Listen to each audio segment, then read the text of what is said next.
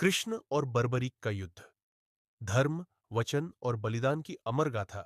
महाभारत का युद्ध आरंभ होने ही वाला था। कुरुक्षेत्र की भूमि पर धर्म और अधर्म के बीच अंतिम महासंग्राम की तैयारी हो चुकी थी। चारों ओर शंखनाद, अस्त्रों की चमक और वीरों के संकल्प गूंज रहे थे। उसी समय हिमालय की गोद से एक अद्भुत योद्धा कुरुक्षेत्र की ओर बढ़ रहा था। यह था बर्बरीक, घटोत्कच का पुत्र और भीम का पौत्र। उसके शरीर में पांडवों का तेज, राक्षसी बल और महादेव शिव की अपार कृपा समाई हुई थी। बर्बरीक को 3 अमोघ बाणों का वरदान प्राप्त था। एक बाण से वह शत्रु की सेना को चिन्हित करता, दूसरे से अपने पक्ष की रक्षा करता और तीसरे से सभी चिन्हित शत्रुओं का संहार कर देता। उसका संकल्प था कि वह उस पक्ष का साथ देगा जो युद्ध में कमजोर होगा, क्योंकि उसके लिए युद्ध विजय से अधिक धर्म की रक्षा का साधन था। जब बर्बरीक ने महाभारत युद्ध में सम्मिलित होने का निश्चय किया तो उसके हृदय में उत्साह था। उसने अपनी माता अहिल्यावती से आशीर्वाद लिया। माता ने पुत्र के मस्तक पर हाथ रखकर कहा कि वह सदैव धर्म के मार्ग पर चले और किसी अन्याय का भागी न बने।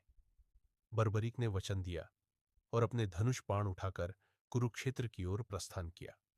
मार्ग में उसकी चाल से धरती कांप उठती थी और उसकी आंखों में अपार आत्मविश्वास झलकता था। उधर श्री कृष्ण, जो स्वयं इस युद्ध में किसी पक्ष के योद्धा नहीं थे, परंतु धर्म के रक्षक और नियंता थे, सब कुछ देख रहे थे। उन्हें ध्यात था कि यदि बर्बरीक युद्ध में उतरा तो उसका संकल्प युद्ध की मर्यादा को भंग कर देगा, क्योंकि युद्ध में पक्ष बदलते रहना अंततः अनंत विनाश को जन्म देगा। हर क्षण कमजोर पक्ष बदलता रहेगा और बर्बरीक का एक बाण संपूर्ण सेनाओं का नाश कर देगा। धर्म की यह लीला संतुलन पर टिकी थी और संतुलन भंग होना महाविनाश का कारण बन सकता था। कृष्ण ने निश्चय किया कि वे स्वयं बर्बरीक की परीक्षा लेंगे। वे एक साधारण ब्राह्मण के वेश में उसके मार्ग में आए। उनके हाथ में कमंडल था, मुख पर शांत मुस्कान और नेत्रों में गहन तेज। उन्होंने बर्बरीक को रोका और पूछा, वत्स, तुम कौन हो और इतनी शीघ्रता से कहां जा रहे हो? बर्बरीक ने विनम्रता से उत्तर दिया, मैं घटोत्कच का पुत्र बर्बरीक हूं। महाभारत के युद्ध में धर्म की रक्षा हेतु जा रहा हूं। ब्राह्मण ने मुस्कुराकर पूछा, और तुम्हारे पास ऐसा क्या है जो तुम्हें इतना आत्मविश्वास देता है? तब बर्बरीक ने अपने 3 अमोघ बाणों का रहस्य बताया।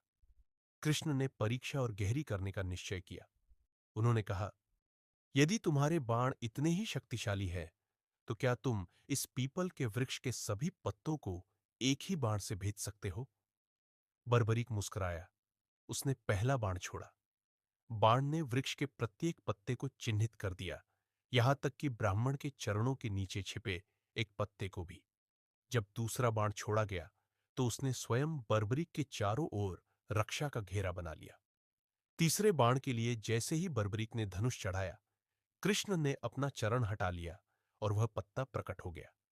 बर्बरीक ने आश्चर्य से देखा और समझ गया कि सामने कोई साधारण ब्राह्मण नहीं, स्वयं नारायण है। बर्बरीक तुरंत उनके चरणों में गिर पड़ा। उसने कहा, हे माधव, आप मेरी परीक्षा क्यों ले रहे हैं? मुझे आज्ञा दे, मैं आपके लिए अपना जीवन भी अर्पित कर दूंगा। तब कृष्ण ने गंभीर स्वर में कहा कि बर्बरीक का युद्ध में उतरना धर्म के संतुलन को तोड़ देगा। युद्ध केवल बल का नहीं, बल्कि नीति, वचन और मर्यादा का भी होता है। बर्बरीक ने कहा कि वह अपना वचन नहीं तोड़ सकता, क्योंकि उसने माता को धर्म की रक्षा का वचन दिया है। यहीं से कथा का सबसे करुण और महान क्षण आरंभ होता है। कृष्ण ने बर्बरीक से दान मांगने का निश्चय किया। ब्राह्मण वेश में उन्होंने कहा, यदि तुम सच्चे दानी हो तो मुझे दान में अपना शीश प्रदान करो। यह सुनकर बर्बरीक एक क्षण भी विचलित नहीं हुआ।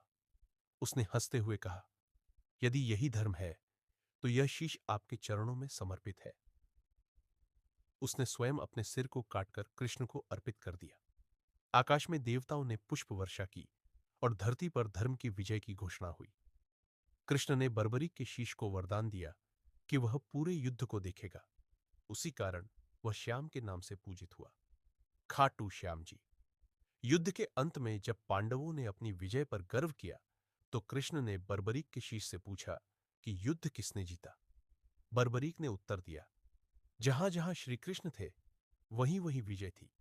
मैंने केवल सुदर्शन चक्र को घूमते देखा। यह सुनकर पांडवों का अहंकार मिट गया और वे समझ गए कि विजय का कारण उनका बल नहीं, बल्कि कृष्ण की धर्मलीला थी। यह कथा हमें सिखाती है कि केवल शक्ति ही सब कुछ नहीं होती। धर्म, विवेक और बलिदान के बिना शक्ति विनाशक बन जाती है। बर्बरीक का बलिदान युद्ध को संतुलन देता है और कृष्ण की नीति धर्म को दिशा देती है। यही कारण है कि आज भी भारतवर्ष में बर्बरीक को सच्चे दानी